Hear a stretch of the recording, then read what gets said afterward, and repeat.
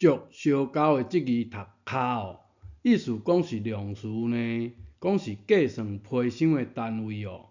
啊，较前的即句例句，一卡箱仔，这当然是乱写的啦。即字则是计算批箱的单位，一卡批箱写即字卡，组团有即句一卡行李。为何一卡行李写即字卡？即字确实和竹仔有关系。竹仔像安尼破对半，一边正卡，一边倒卡，做形容词，即字卡就读卡，量词就读卡。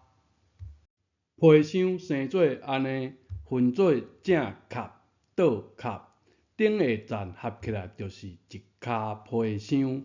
卡是批箱的量词，安尼来，有合理无？也是教育部的主香蕉啦。啊，所有发音卡的字，拢乱写即字卡，有合理无？整理一下，即字形容词读卡，倒卡正卡的卡，量词就读卡，一卡行李的卡。搁有哦，即字若做动词用就读卡，加声卡。即字有一个特色，内虚外实。